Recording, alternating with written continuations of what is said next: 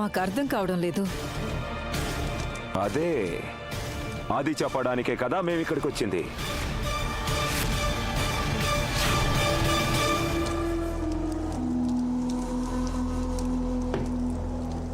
ఆ రోజు నేను మహారాజు విక్రమాదిత్యుడి ప్రాణాలు కాపాడాను. ఎందుకంటే మీ కోరిక నేను పూర్తి చేస్తే నా కోరిక విక్రముడు పూర్తి చేస్తాడని. మీరు చేసిన మేలుకే మా కృతజ్ఞతలు సన్యాసి. కానీ ఆ సంఘటన తరువాత మా జీవితాల్లో సంకటాలు పరంపరలా వచ్చి పడుతున్నాయెందుకు? చీకటి పడగానే మహారాజు ప్రేతస్థలికి వెళ్ళిపోతారు. తెల్లవారుగాని పూర్తిగా రాచరిక బాధ్యతల్లో నిమగ్నం అవుతారు. ఇవన్నీ సంకటాలు కావు మహారాణి, ఇది కేవలం జీవిత చక్రం అంతే. అంటే మీ రుణం తీర్చుకునేందుకు మరో మార్గం ఏదీ లేదా? లేదా అంటే లేదనే అంటాం. ఇంకో మార్గమేమీ లేదు మహారాణి. విక్రమాదిత్యుడు మా కోసం బేతాళుణ్ణి బంధించి తీసుకురాక తప్పదు.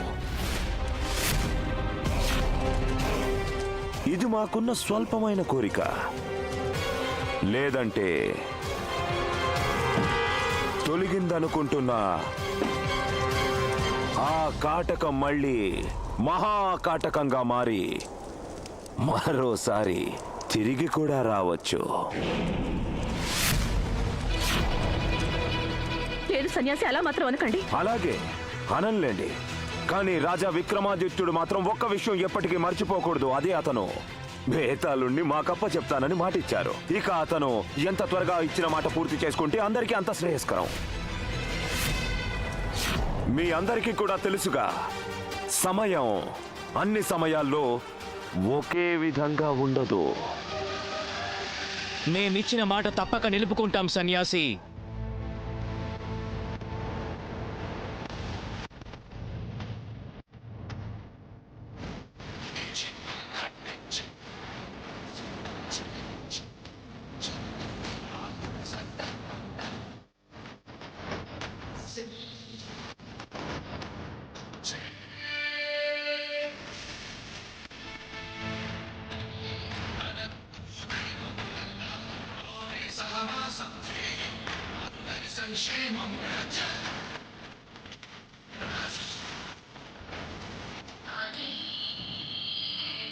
రాజా విక్రమాదిత్య, నువ్వు వచ్చేసావా? బేతాళుడు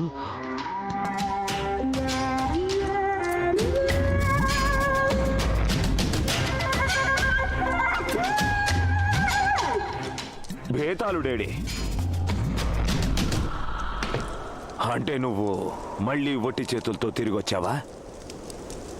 ఒట్టి చేతులతో కాదు సన్యాసి, కొన్ని ప్రశ్నలతో వచ్చాం. వాటి జవాబులు వెతకాల్సి ఉంది. ప్రశ్నలా?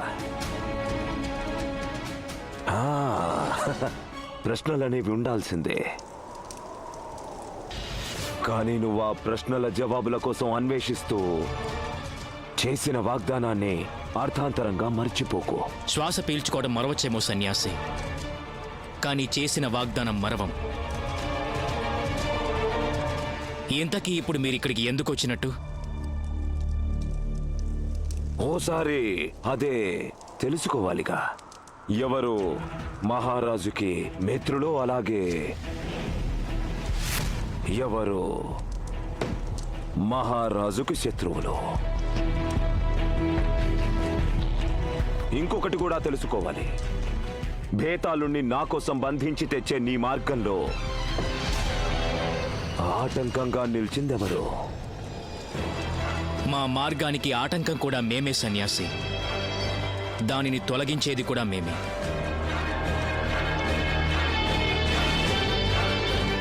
అయితే బేతాళుణ్ణి మా దగ్గరకు తెచ్చే పని శీఘ్రంగానే పూర్తవుతుందన్న ఆశతోనే మేము బయలుదేరుతాం.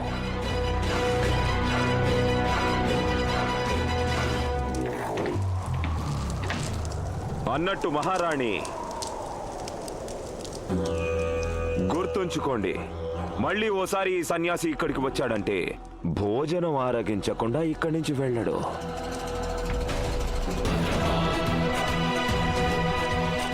ఉప్పు కారాలు లేకుండా. తప్పకుండా.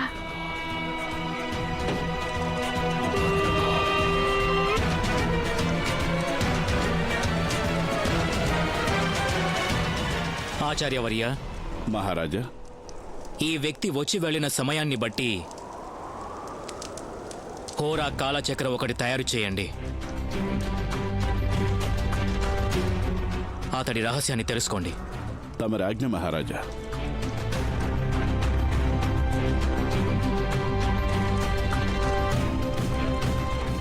మహారాణి, మీరేమిటి అలా ఉన్నారు? మా కాకలిగా ఉంది, పదండి భోంచేద్దాం. తప్పకుండా మహారాజా, పదండి వెళ్దాం.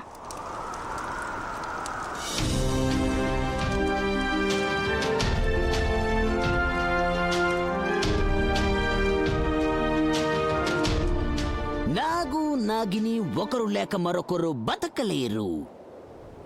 జన్మ జన్మాల అనుబంధాన్ని కొనసాగిస్తూ ప్రేమ గీతాలు ఆలాపిస్తుంటారు, రాత్రులైనా పగలైనా.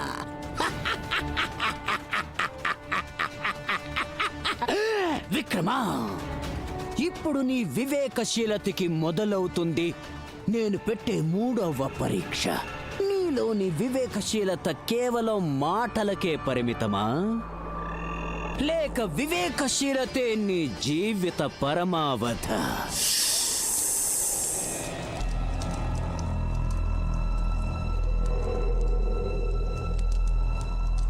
మహారాజా, మీరెంతో ఇష్టంగా తినే భోజనం మేము తయారు చేశాం. మీ చేత్తో తినిపించండి. తప్పకుండా. ఏకాంతం.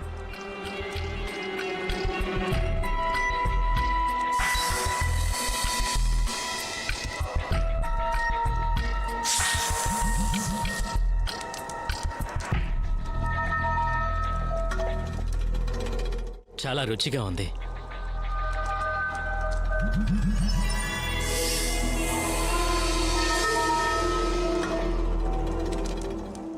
ఏమైంది మహారాణి? మీ మొహం ఏమిటి అలా ఉంది? ఎలా ఉందో తెలుసా? మేఘాలు కమ్మిన పున్నమి చంద్రుడిలా ఉంది. మహారాజా, మాకు ఆ సన్యాసి గురించి చాలా సందేహాలున్నాయి. మాకనిపిస్తోంది ఆ సన్యాసి మనసులో ఏదో కుతంత్రం ఉంది. అది మున్ముందు మీ ఒక్కరినే కాదు, సమస్త ఉజ్జయిని రాజ్యాన్నే సంకటంలో పడేయచ్చు.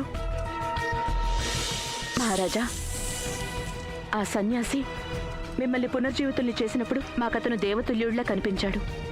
ఆ సమయంలో అతను మా ప్రాణాలు అడిగినా సరే మేము ఏమాత్రం సందేహించేవాళ్ళం కాదు.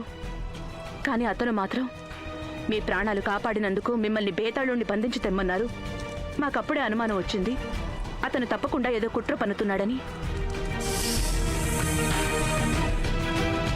మనం అందులో అనుకోని విధంగా చిక్కుకున్నాం మహారాజా. కావచ్చు మహారాణి, మీ అనుమానాలు నిజమే కావచ్చు. కానీ మా రుణం తీర్చుకోవాలి కదా. మేము భేతాళుణ్ణి బంధించి తీసుకురానంత వరకు ఆ సన్యాసి రహస్యమేమిటో తెలుసుకోలేము. వారిద్దరూ ఒకరినొకరు కలవనంత వరకు వారిద్దరి సత్య అసత్యాలు బట్టబయలు కావు. మహారాజా, మీరు ఆ భేతాళుణ్ణి అడగచ్చు కదా. సన్యాసి రహస్యం ఏంటో అతనికి తప్పక తెలుస్తుంది. కావచ్చు మహారాణి, భేతాళుడికి సన్యాసి రహస్యం తెలుసుండవచ్చు. అదే నిజమైతే అతడు కథలు చెప్పే ముందే ఆ రహస్యం ఏమిటో చెప్పుండేవాడు. కానీ అతను అలా చేయలేదంటే, పైగా మాటి మాటికి మాకు కథలు చెప్పి మాయ చేస్తున్నాడంటే దీని వెనకేదో ఉంది. ఈ పరమ రహస్యాలు తెలుసుకోవటం సులభం కాదు.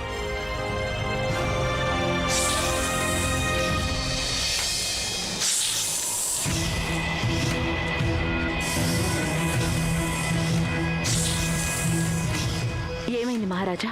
ఇక్కడ మనమిద్దరమే కాక ఇంకెవరో ఉన్నారు మహారాణి.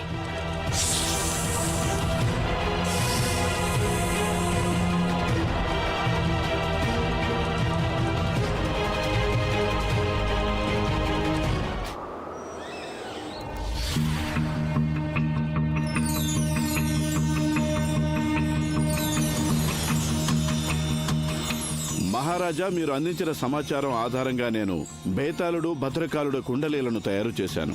చూడండి మహారాజా, ఎడం వైపు ఉన్న కుండలి భద్రకాళుడిది, కుడివైపున ఉన్న కుండలి బేతాళుడిది.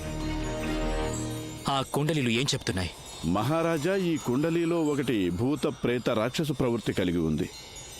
అది భద్రకాలుడిది.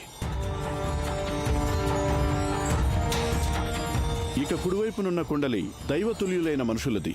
అది బేతాళుడిది.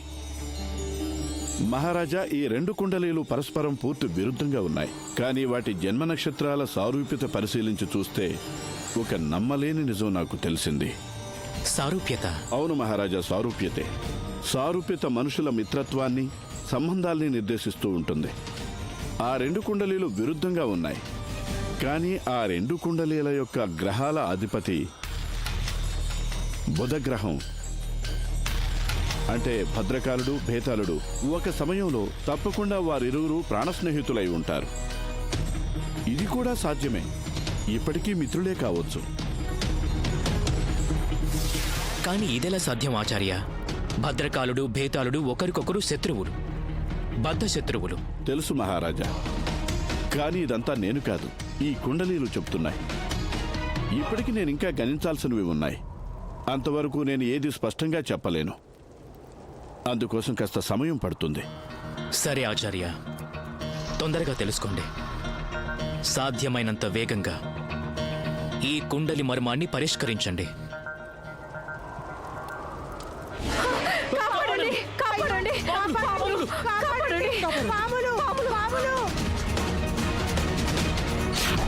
నాగుల, ఆగండి.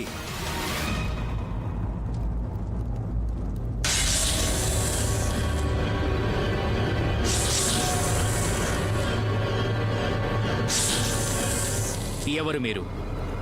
మీకేం కావాలి? మీ సమస్య ఏంటో చెప్పండి. ఆ సమస్యకి మేం పరిష్కారం చెప్తాం.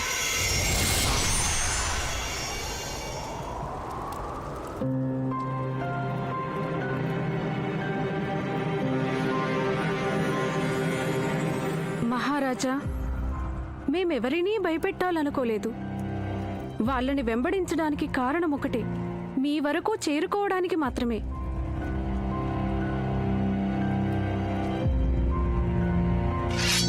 మహారాజా, మిమ్మల్ని మేము కలవాలని ఆశించాం. మాకు ఆ అవకాశమే దొరకలేదు. అందుకే మేము వాళ్ళని వెంబడించాం. నాగదేవ, మీ సమస్య ఏంటో చెప్పండి. చెప్పండి, దానికి పరిష్కారం మేం చెప్తాం.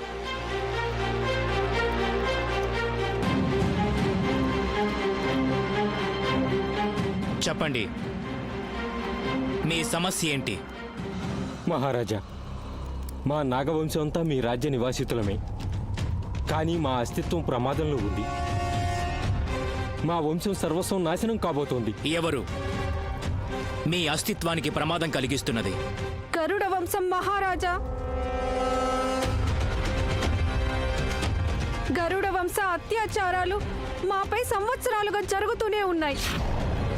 వాళ్ళు మాపై ఏ క్షణం దాడి చేస్తారో తెలీదు మహారాజా. అలాగే చూడండి, గరుడ వంశం దాడి చేయబోతుంది. పారిపోండి, లేదంటే మనల్ని చంపేస్తారు. పారిపోండి, పారిపోండి, పారిపోదాం. పారిపోండి, పారిపోండి, పారిపోండి, పారిపోండి. నాగరాజా, గరుడ వంశం మనపై దాడి చేయబోతున్నారు. నాగరాజా, నాగవంశీయులారా, నేను గరుడ మహారాజుని. మీ అస్తిత్వాన్ని సమాప్తం చేసేస్తాను. మీ నాగవంశంలో ప్రతి ఒక్కరూ మా గరుడ వంశానికి ఆహారంగా మారిపోతారు. పారిపోండి, లేదంటే మనల్ని చంపేస్తారు. అందరూ ఎలా అయినా ప్రాణాలు కాపాడుకోండి. తొందరగా పారిపోండి. పారిపోండి.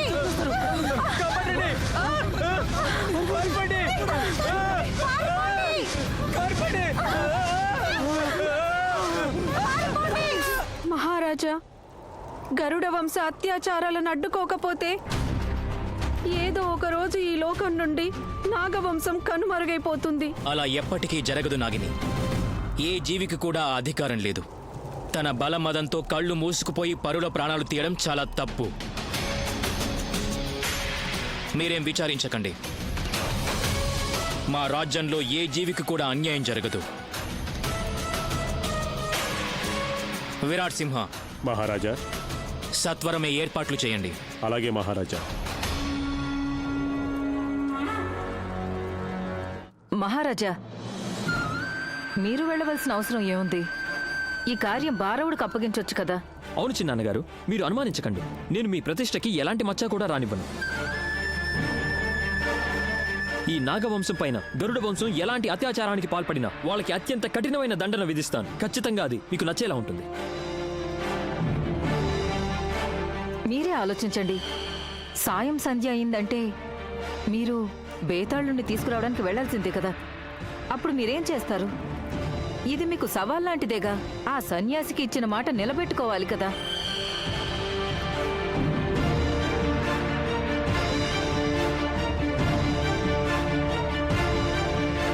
మహారాజా, భారవుడికి ఒక్క అవకాశం ఇచ్చి చూడండి. ఎంతైనా మీ రక్తమే కదా. తను మీ ప్రియ సోదరుడి పుత్రుడేగా. అవును చిన్నాన్నగారు, నాపై విశ్వాసం ఉంచండి.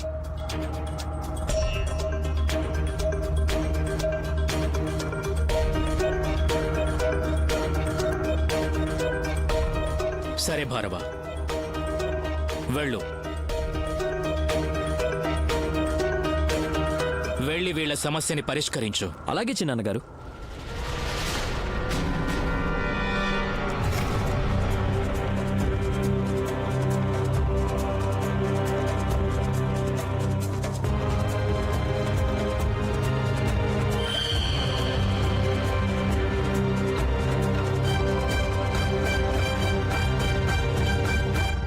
రాజా విక్రమాదిత్య, వివేకశీలతని నిరూపించుకోవలసిన పరీక్షలో నువ్వు అసలు ఓడిపోయావు.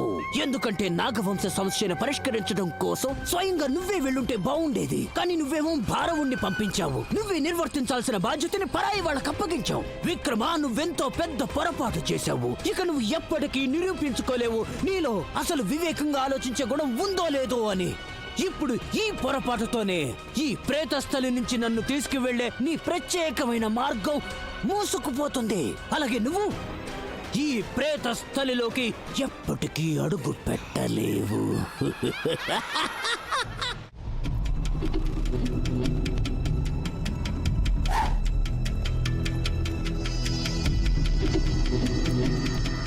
భారవ గారు, తనని తన వంశాన్ని ఎవరైనా రక్షించుకోగలరు. కానీ రాజవంశంలో జన్మించిన మీకు కొన్ని ప్రత్యేక కర్తవ్యాలుంటాయి. మీరు మీ రాజ్య ప్రజలందరినీ కాపాడాలి. మీ ఉద్దేశం ఏంటో నాకు అర్థం కాలేదు. నా ఉద్దేశం స్పష్టంగానే ఉంది భారవ గారు. గరుడ వంశం అలాగే నాగవంశం వారందరూ కూడా మన రాజ్య నివాసితులే. ఇక మన దృష్టిలో అందరి రక్షణ కూడా సమానమే. చూడండి, మీకు మేము ఇచ్చే సలహా ఏమిటంటే మీరు ఆవేశానికి లోబడి ఏ నిర్ణయం తీసుకోవద్దు. ఇటువంటి కఠిన పరిస్థితుల్లోనూ ఆ ఇరు వంశాలలో ఏ పక్షానికి కూడా అన్యాయం జరగకూడదు. మీ జ్ఞానం మీ వద్దే ఉంచండి, ఉపయోగపడుతుంది. నేను ఏం చేయాలో ఏం చేయకూడదో నాకు బాగా తెలుసు.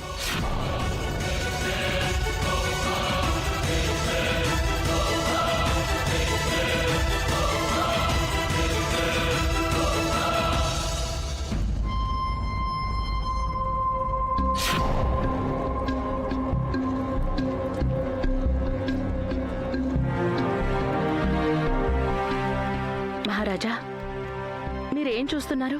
మహారాణి ప్రేతస్థల నుంచి బయటపడగలిగే మార్గం కోసం ఆలోచిస్తున్నాను.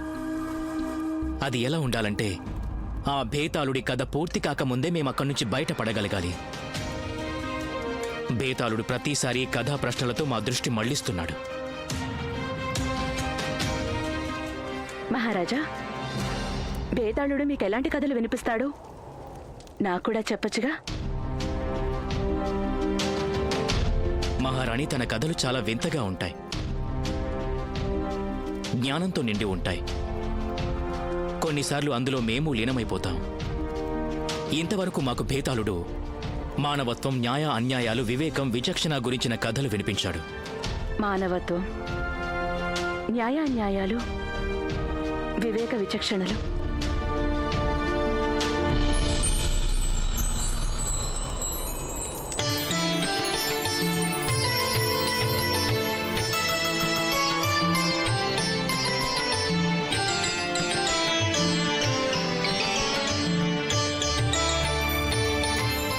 పుత్ర భార్వ, నీ భాగ్యరేఖ నీకు మంచి అవకాశం ఇచ్చింది. నువ్వు ఈ అరుదైన అవకాశాన్ని పూర్తిగా వినియోగించుకోవాలి. అప్పుడే రేపు ప్రజలందరూ నీకు జయ జయ ధ్వానాలు పలుకుతారు. యువరాజా, ఏర్పాట్లన్నీ పూర్తయ్యాయి. మనం ఇక ప్రయాణం మొదలు పెట్టాలి. మీరు ఇక్కడే ఉండండి విరాట్ సింహ గారు. మహారాజు గారు లేని సమయంలో ఉజ్జయిని రాజ్యాన్ని రక్షించే బాధ్యత మీ భుజాలపైనే ఉంది. అది మాత్రమే కాదు, యువరాజుకి ఇలాంటి పరిణామాలను ఎదుర్కోవడం పరిపూర్ణంగా తెలుసు. స్వయంగా నేను కూడా తనతో వెళ్తాను. పదభారవా.